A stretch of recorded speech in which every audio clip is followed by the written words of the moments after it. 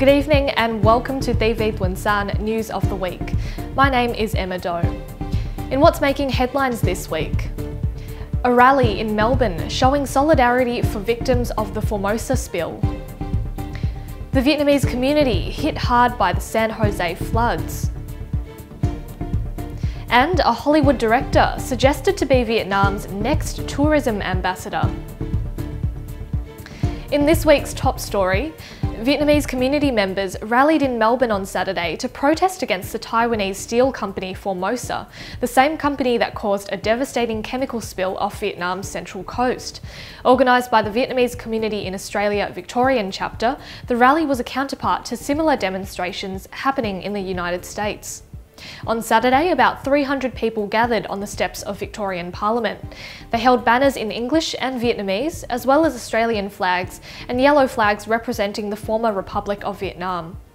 The protesters took turns to speak, shouting slogans against Vietnam's communist government, demanding the closure of Formosa and condemning China's presence in the contested Paracel and Spratly Islands. Meanwhile, in Vietnam, thousands of protesters took to the streets on Sunday to voice their anger at how the toxic spill has been handled. Various media outlets reported demonstrations across the country, including in the provinces of Nghệ An and Hà Tĩnh. However, news website Vietnam Right Now reported that smaller gatherings in Ho Chi Minh City were quickly broken up by police. It also reported that officials in Hanoi managed to prevent activists from assembling in the city after a call for a rally was posted on social media. The lawyer of a Vietnamese woman accused of murdering the half-brother of North Korea's leader Kim Jong-un has called for a second autopsy to be conducted. Kim Jong-nam was poisoned with a lethal dose of VX nerve agent after he arrived to board a flight at Malaysia's Kuala Lumpur International Airport last month. Airport CCTV footage showed two women approaching the 45-year-old and apparently smearing his face with a cloth. 25-year-old Siti Aisyah from Indonesia and 28-year-old Doan Thị Hương from Vietnam have been charged with the murder and face a death penalty if found guilty. On Monday, Hung's lawyer questioned Malaysia's ability to assess the nerve agent and said he planned to request a second post-mortem. He also called for VX experts from Japan and Iraq to be involved in the findings, as well as pathologists from North Korea. Vietnamese families are still reeling from the floods in California's San Jose last month, which displaced 400 families in the city. About 80% of those displaced from their homes are working-class Vietnamese, who fear they might not be able to find an affordable house in the high-cost Silicon Valley area. The floods swept through 2 weeks ago with about 14,000 people evacuated in the emergency. Last week, Californian billionaire Hoàng Kiều donated $6.6 million to flood relief efforts. The former refugee who built his fortunes in medical products presented the check to city officials and charities. San Jose is home to the largest Vietnamese population outside of Vietnam. A Vietnamese activist is among one of 6 women named by Amnesty International as leading human rights activists in Southeast Asia. The jailed land rights and pro-democracy activist Trần Thị Nga was yesterday recognised by Amnesty for her work with the independent network called Vietnamese Women for Human Rights. Trần was arrested in January on charges of spreading propaganda against the state and is what Amnesty refers to as a prisoner of conscience. In conjunction with International Women's Day, Amnesty International yesterday named and commended 5 other women in Southeast Asia. These included activists from the Philippines, Malaysia and Burma. Back to news in Vietnam. Authorities in Dong Nai province will press public order charges against 49 drug rehab centre inmates for a mass breakout last year.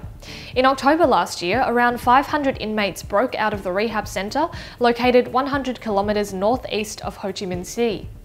Riots in the centre over the following days raised concerns about security at the facility. Police say some escapees threatened local people with sticks and machetes, demanding money, while others broke into houses and vandalised property. Police identified a 31-year-old man along with 2 others as instigators of the breakout. The Drug Rehabilitation Centre currently houses 1,500 people, twice the capacity of its facility.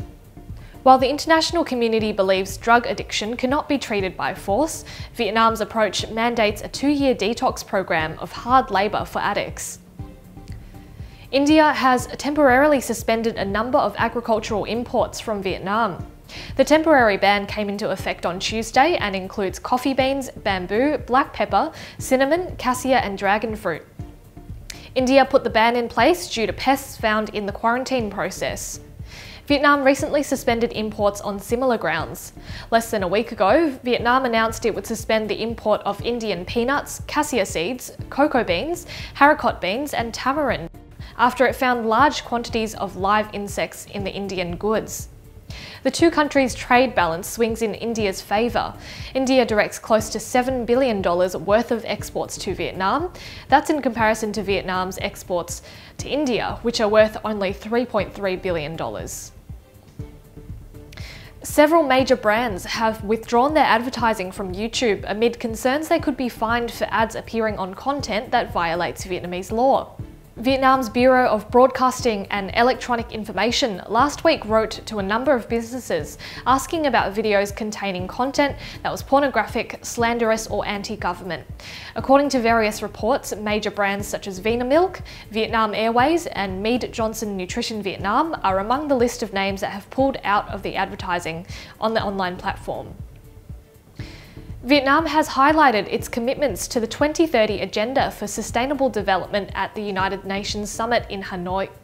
Delegates from 38 countries and 29 international organisations attended the 3-day high-level meeting, which began on Tuesday.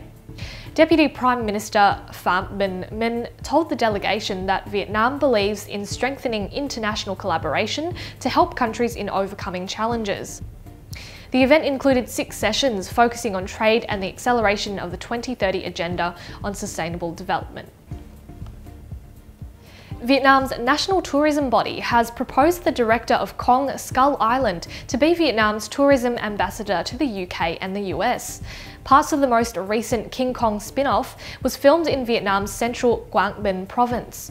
The Minister for Tourism told media that his ministry had received the proposal from the tourism body to have Jordan Vaught Roberts appointed tourism ambassador and would provide feedback as soon as possible.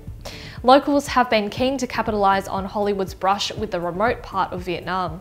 After filming ended last year, local Vietnamese authorities asked the film crew to leave behind some props no longer in use, including the model of a crashed aircraft, which appears in the movie's opening scene.